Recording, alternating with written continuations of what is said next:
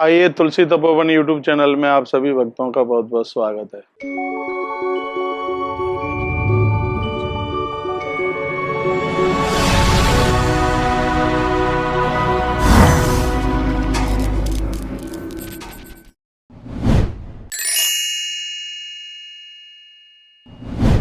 इस वीडियो में हम चर्चा कर रहे हैं बैसाख महात्म्य कथा के लिए, जो पिछले 3 दिनों से आप सुन रहे हैं।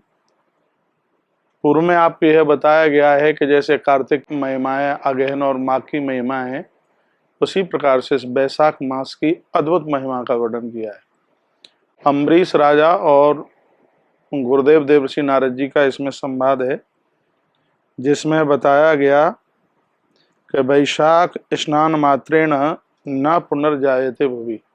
बैसाख मास में सूर्य उदित होने से पहले जो लोग स्नान करते हैं, पूजन करते हैं, दान पुण्य करते हैं, उनका धरती पर द्वारा से जन्म नहीं होता, वो एक ही बार में मुक्त हो जाते हैं, ऐसा वर्णन किया गया है। मृत्यु के समय पर उन्हें किसी भी प्रकार का कोई कष्ट नहीं होता। बैसाख मास के दान स्नान की इतनी बड़ी महिमा का वर्णन किया है। सर्वदाने श्वेत पुण्यम सर्वतीर्थे श्वेत फलम तत्फलम समाप्नोति माधवे जल दान। कल आप सुन रहे थे, संपूर्ण तीर्थों में भ्रमण करने का जो पुण्य प्राप्त होता है, बैसाख मास में जल का दान करने से वही फल प्राप्त हो जाता है। और वही बात इसको आगे बढ़ाते हुए देवर्षि नारद जी कहते हैं कि जलम छत्रम च व्यजनम दानम येषां विशिष्यते माधवे मां संप्राप्ते ब्राह्मणा या कुटुंबिने।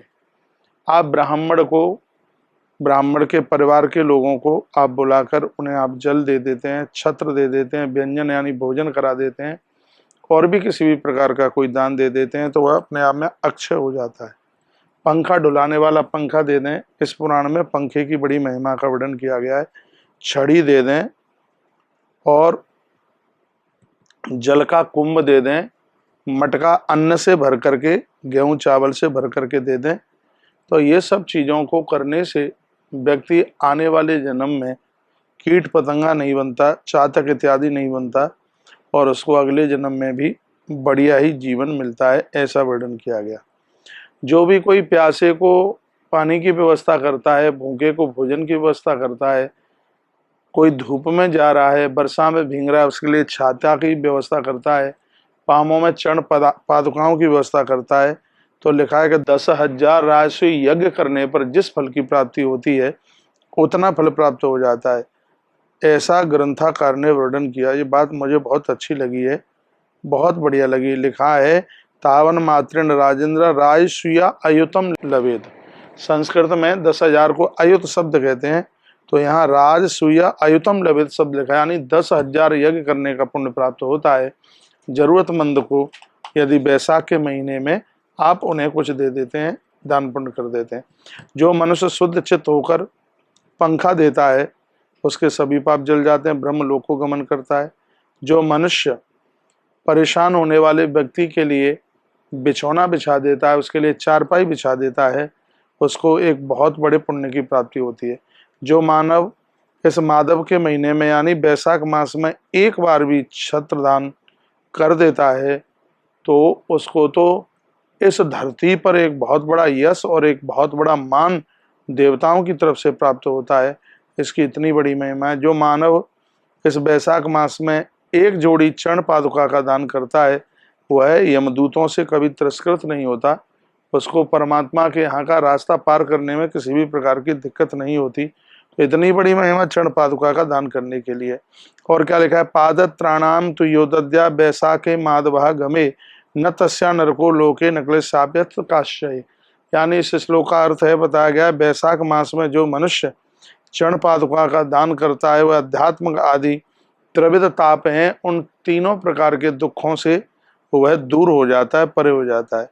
जो मानव पादुका प्रार्थी ब्राह्मण को जिसको जरूरत है उसे चरण पादुका देता है, तो वह भूतल पर कोटि जन्म पर्यंत राजा बन करके आकर के जन्म लेता है। देखिए, इन कथाओं में ये सब बातें लिखी हैं, ये बिल्कुल अद्भुत बातें हैं, और इनको ऐसे ही नहीं लिखा, इनको अनुभूत किया है ऋषियों ने, महापुरुषों ने।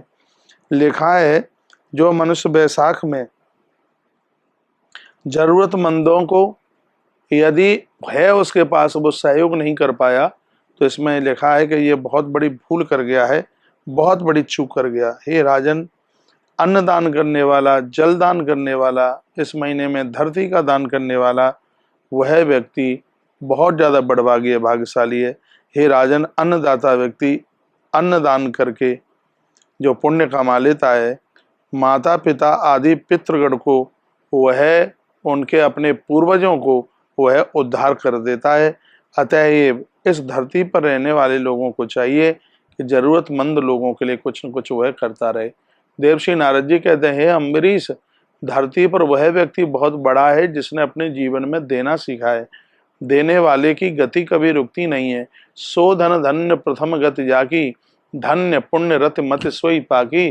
धन की पहली गति यही है कि उसको अच्छी जगह पर खर्च किया जाए। हमारे पास पैसा आया है बड़ी बात नहीं है, धन आकर के धर्म के काम में लगा हुआ है, ये बहुत बड़ी बात है।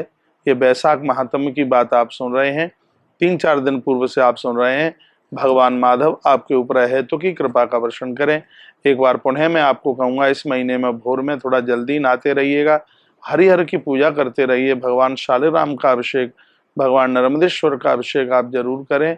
गौ माता को चंदिया रोटी हरा घास आप दें। प्यासे लोगों को आप जल की व्यवस्था करें, पानी की व्यवस्था करें, क्योंकि इसमें इस बात का बहुत बड़ा वर्णन किया गया है, अन्न देव सर्व तीर्थानी, अन्न दे सर्व देवता। अन्न में सभी तीर्थ वास करते हैं, अन्न में सभी देवता वास करते हैं। अन्न दे धर्म धर्माश्य तिष्ठन्ते धृजाजया। कितना सुंदर का लिखा है कि समस्त तीर्थ, समस्त देवता, समस्त धर्म अन्न में प्रवेश कर जाते हैं और अन्नदाता के ऊपर निर्भर होते हैं। इस धरती पर बहुत बड़ा दानी हुआ है जो अन्नदाता है। तो आप अपनी कमाई का कुछ अंश निकाल करके बैसाख मास की महिमा में आप अन्नदान, जल दान, भूमि दान, छत्र दान, चरण पादुका दान, ये भी जो आपसे कुछ बनता है तो बैसाख मास में करते रहिए। बैसाख मास की बहुत बड़ी महिमा है। आप सबका बहुत बहुत धन्यवाद वीडियो पूरा सुनने के लिए। वीडियो को लाइक और शेयर करना ना भूलें। और मैं आपको फिर ये कहना चाहूँगा, यदि चैनल से आप पहली बार जुड़ते हैं तो चैनल को सब्सक्राइब करके बेल आइकॉन दबाना ना भूलें। तो ये आपके माध्यम से वीडियो आगे जाती है तो इसका एक बहुत बड़ा पुण्य का भाग आपको भी प्राप्त होता है। बहुत बहुत धन्यवाद आप सभी का। एक बार बोलिए जय श्री कृष्णा, जय श्री राम, जय गौ माता, जय राधे श्याम।